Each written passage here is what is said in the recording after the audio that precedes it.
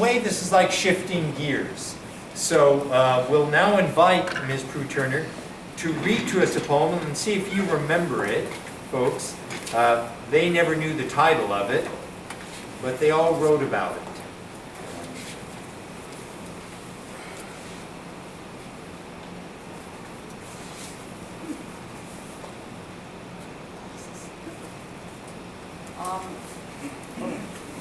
I just wanted to say before I read this though that after hearing everybody, your ideas about what you're going to do, and I know that some of you might change because you were saying it's just kind of starting this program.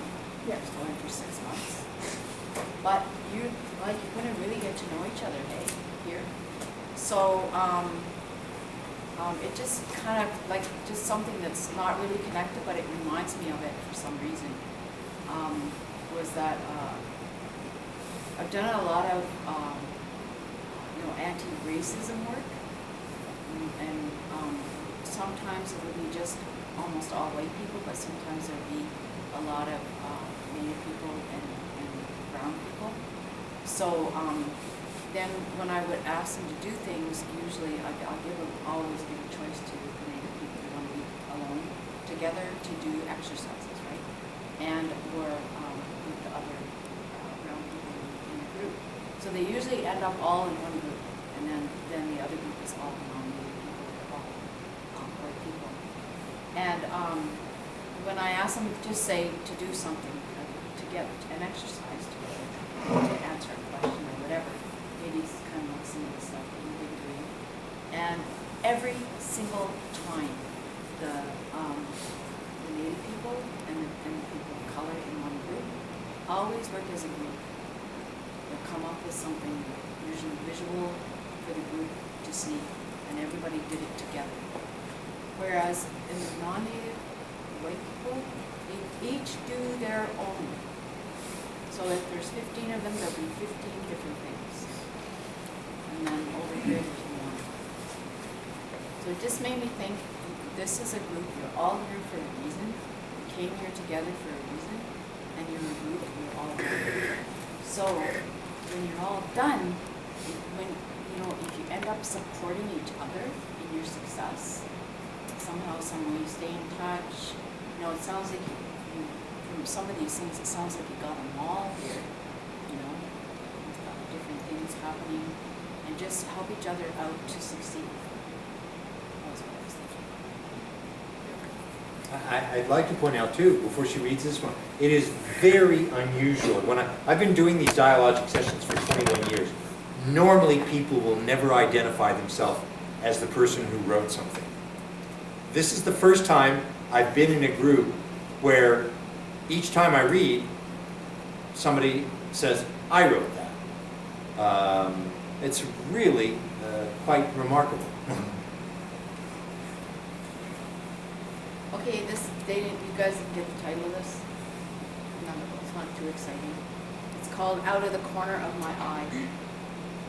Sometimes you think you see something that's right there out of the corner of your eye, and you look, it's gone. Something like that. Out of the corner of my eye. You can tell a lot about a person by how they treat their eagle feathers. When they're helping others, said a gifted Algonquin warrior woman. Some treat their eagle feathers rough, hit hard with them, shake them feathers till they're tattered and ruined, that door shut tight against the helpers on the other side. Others feed their feathers, smudge them, care for them, hang them on a wall, treat them real gentle, and they help others. Eagle feathers are gifts, hey, direct from the other side. They're here to teach us how to treat our children, and eagle feathers are. Treat our children real gentle. Don't shake them, hit them, hurt them in any way. Our children are our greatest teachers in this life, direct from the other side. It's the children we're here to always keep in our thoughts. Their safety, their survival. The children choose us as parents, aunties, uncles, cousins, grandparents, friends, not the other way around. This is not a lecture, not a modern day speech, but a story who knows us, remembers who we are. A story who knows how to protect, how to heal. The stories are alive. Choose us, not the other way around. The stories are our ancestors. Join with us in our time. Love us, care for us. Speak through us, hey, though we may not notice at the time. Well, this was, for me, who had the privilege of reading all of them, this was quite interesting. The journey of the Change It Up members. Here's an example, Ms. Prue-Turner. And again, it's the same method. Read it one time, one word, read 2 times, write a sentence, read it 3 times, write a paragraph, read it 4 times, write stream of consciousness.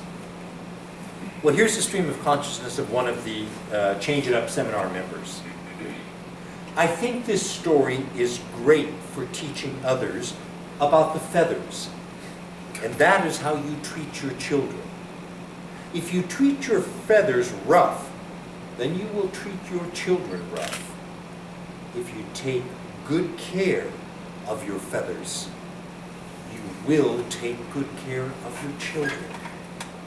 And that children and grandchildren are gifts. And I think it should be taught to everyone. For the white people, it could not be about the feather, but something like how to treat your Ferrari, or even your horse. This would be great for many teachings on the this, what you had written, would be great for many teachings on the reserve and off the reserve. I believe a lot in the feather, and its meaning should be taught in an everyday environment from morning to night before you go to bed. I believe the feather means that you're connected to the Great Spirit. With that feather, you own. And with that, you're connected with the Great Spirit with all the children you have. They wrote a tweet about this. Tweet. Read this to your children. I recommend this to everyone, and to teach this every day. Maybe to even print it out and add feathers to it, then frame it and hang it on your wall so that you can see it every day. Now there's an entrepreneurial idea, folks, and I hope one of you is going to pick up on it. And others to read it when they come to visit you, and they will see it every time they see you. They titled your work, Feather Children. The meaning? The feathers are the children. You treat them the way you treat your children. My definition of, and each time I ask them to define a word in a text, I ask them for their own definition. How do you define heal? H-E-A-L. This is what they wrote. Heal. It means healing ourselves, healing others, and teaching others how to heal. How would you respond to that, Ms. Prue-Turner? I guess I have to come up with a new word. Amazing. It's really amazing. I mean, the story is not mine, but it comes from, like I said, an Algonquin woman. And she told me this story when she was at my house and she seen that I had some feathers in private place, but she seen them there. And then she said, I have to tell you this story. And what it was this guy came to the door of their house, her and her husband, and they lived on the res in Ontario, and she didn't know him, but she thought her husband knew him. And she said he was a really tall, skinny guy, and he was just driving this old wrecked car. He was dressed in a three-piece suit. She said, geez, that really surprised her. And then he came in and he sat at the table, and she went and got her husband. She said, he was now. He said, look up, there's some guy over there. He's your cousin. And he comes out into the kitchen, and he goes, but that guy stayed there for like 5 or 6 hours, and all he did was talk. He ate an orange, and he talked. And he said that they realized that he wasn't even from this world. And that's one of the things that he said, is this about the feathers. And she said that she never really told anybody about this guy and all the stuff he said. She said he said tons of stuff. And but she just felt weird about it, you know. And so then about maybe, I don't know, 10 years later, she was at a shaking tent ceremony. And there was this old man outside, and he says to her, hey, you, come over here. So she goes over and she says she's kind of nervous, and he says to her, how come you never told nobody that story? She's like, what story? He goes, about eagle feathers. You were told to tell that story. So you tell that story, he told her. And he said, when you tell that story, you tell that person that you tell it to tell that story. So it can be going around. So that's how that story came to me. And, so it feels like whoever wrote this heard the story the way that man, that ancestor intended for it to be heard. And that's what meant to happen.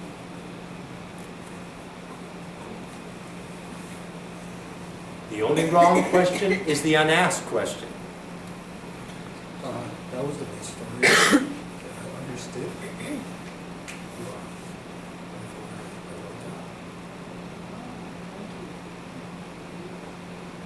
I do believe in feather. You know, just this weekend, there was this man who,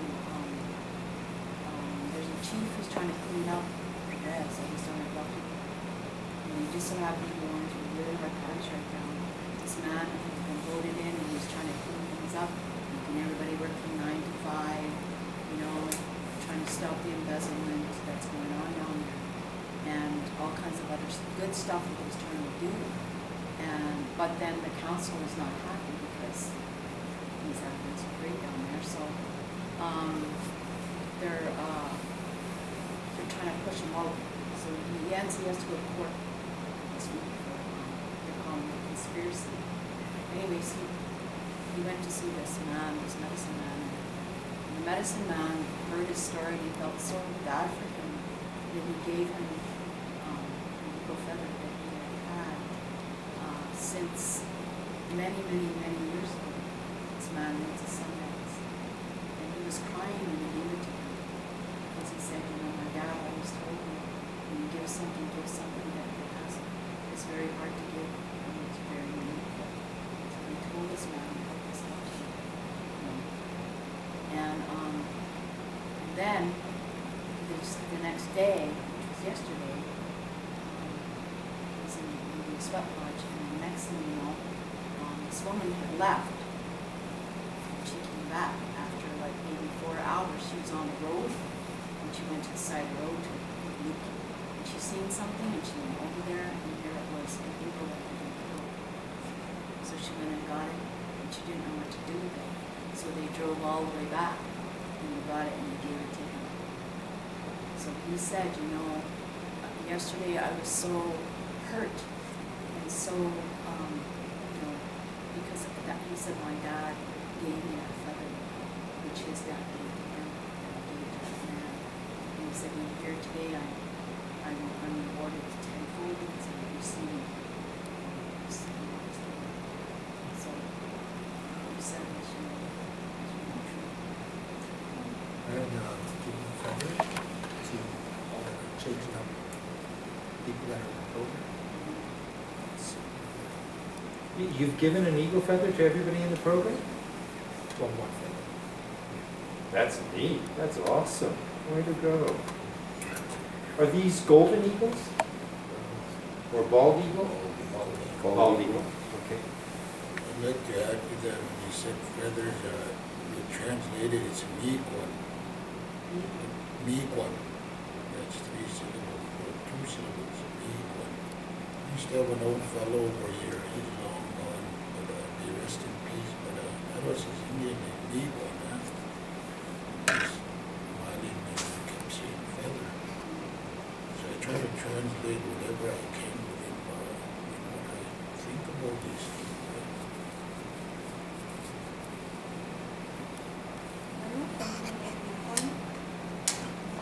She's younger, but I don't know if she knows the whole story. She talked about it and stuff.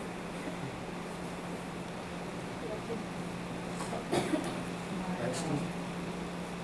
Brother-in-law and my sister, their Indian names are Miiguan and Miiguanspur. So they,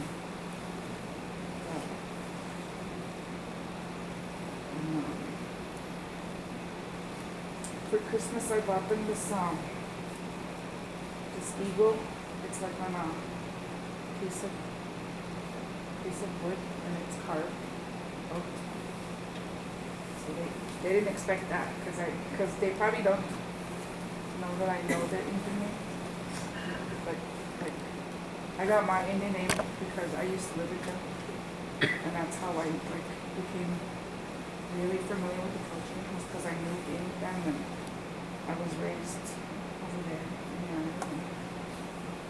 So now I have an Indian name, my son has an Indian name, but my 2 daughters don't get it. And when my son got his Indian name, he was only a month old, and he went into it, so he was just a tiny. So I have to get my daughter's name. Well, here's another person on that same piece of writing. In a stream of consciousness vein, they wrote, actions speak louder than words. How you treat everything around you is a reflection on yourself. Woman warrior is knowledge. Mother, daughter, aunt, Nokam, there is much to be learned from a woman's perspective. Mother Earth, think in terms of being heard, how she cares for us all. Protection, guidance, love, care, kindness, discipline, unconditional love. We are all capable of these things. Now, I have to tell you, ladies and gentlemen, I read that again, and think of that, what that person, it's up to you to reveal who you are, but that is a powerful statement. We are all capable of these things. How many people follow her ways? The eagle feathers are her children, in a sense. Take care in everything you do. How you treat people, how you treat Mother Earth and our precious children. And she will take care of you. Their tweet about what you wrote, I get an easy, peaceful feeling as I read this.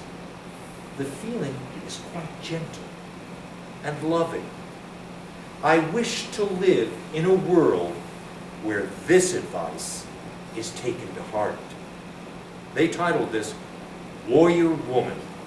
It's like Mother Earth is giving precious, sound advice and is also outlining harsh consequences if the words are disregarded, just like a mother does. And their definition of heal, H-E-A-L, mint green, smudge, self-acceptance, self-love, self-respect. Then extend that to my brother, my sister, with caring and kindness. because we all have the same pain to heal. How would you respond to that, Ms. Pruitt-Turner? One word, profound.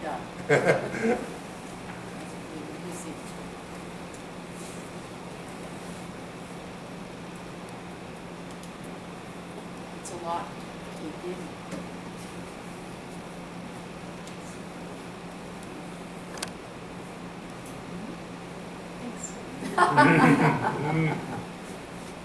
Did you folks know that you could write like this? Gee, and here you came here to learn how to be business people. Might all be artists. Yeah. You start up your own journal. Yeah, come up with a title, Lord knows. No titles here, but gee, wouldn't that be something if you came up with your own journal, like distributed all over, reserve, make money? Especially if they don't know what you're saying. Well, I'm not saying you, I'm not, like, what you just said, like legal, let's say if you introduced your own business in Cree, like a Cree title, because a lot of Crees, but it'll be your own unique sign, like this is my business, so and so, you know. Yeah. Me and them. I've just come, since I last saw you, I've been at Augustana University College in Camrose. And on Friday morning, I was part of a panel about teaching and the key to teaching. In other words, the key to success as an educator. And what came out of that was the most important factor is storytelling. You've got to become a storyteller. And I believe that relates exactly to what you're doing in business and enterprise. Become storytellers. And you'll make what you do an exciting venture. And more than money. But something that communicates values well beyond dollars and cents. The only wrong question is the unasked question. Would you like to ask Ms. Pruitt-Turner a question about, because everybody wrote about the feathers. I mean, everybody. This was one piece of writing that we're not going to have time to read everything. It's just not possible. But I could read because something happened in the Change It Up group with this piece of writing. It resonated with everybody in a unique way. So I invite you to ask her a question for the time that we have with her now. Have you all received a feather already? Oh, a feather for the donor. It's not a question, but my mom's from the northwest coast of BC. So when we go up there, it's nice to go during the salmon run because there's a village that's right on the river that leads into the ocean. And during the salmon run, my mom's auntie counted over 400 eagles on the beach. Gold eagles, bald eagles. So we go there and we pick up the feathers. And my dad started doing a sweat lodge up there, and my uncle started doing it, carrying it on. And my one uncle told my dad he found an eagle on the side of the road, so he buried it. And told my dad, and my dad went to go find it, dig it up, take it home, maggots and all. And just been hearing stories like one lady found a dead eagle on the road. She threw it in the dump. Like, they don't know how important it is to us about the eagles and eagle feathers. So now they save the feathers they find. So every time we go there, there's a big jar stacked full of eagle feathers. Around here, when they do find, like, say somebody did hit an eagle with their vehicle or something, or if they find one injured on the side of the road, Fish and Game take it. But us First Nations have first rights to that. Like, we can go say, well, we'd like to have this for our ceremony. And they just give it. And I believe there is like a list that you get put on. Yeah. Well, here's, oh, Paulo. Oh, I was just Go gonna say, ahead. like in the States, like we can get on a list? Yeah, Oh, I didn't know that. Through I Fish thought and only the Wildlife. States did that. yeah. Well, around here, because that one year I got asked to bead some eagle feathers for a group that were graduating from a course, and so I did. I beaded all those eagle feathers, and then I asked the guy that approached me and wanted me to bead those eagle feathers. I asked him where he got them, and then that's how I knew that he said he got them from Fish and Game. Yeah. And there's like he was on a waiting list, so he had to like, just right when that program started, he looked into it and it took that long just for him to get those eagle feathers because he was on a list. Well, here's another person, the same piece of writing, but a change it up member. Oh, Paulo, do we have a question? The one word, one sentence. Well, the one word they had was grateful. The one sentence, a thought I have never considered. My babies are my eagle feathers. One paragraph, an adaptation that even an elder has told me. That not even an elder has told me. This is beautiful writing and very true. Our children, grandchildren, are our eagle feathers. And they don't pick us parents. In my case, a single parent. Our children are our greatest teachers in life. It's so true. Stream of consciousness. Well, I'll just, because there's so much, I'm not going to be able to read everything. I'll move to the next one. Tweet. I think this was a great piece because of the hope. It makes people conscious of all the gifts they are and all the gifts the Creator gave them in every form of life. My definition of heal would be to make something whole again, to restore it to its original state, to make it better, or to make something better than it is. And then I'm going to do one more, and I'll invite you to comment and open it up again. One word, eagle. One sentence. The eagle feather has great significance in how we parent our children. One paragraph.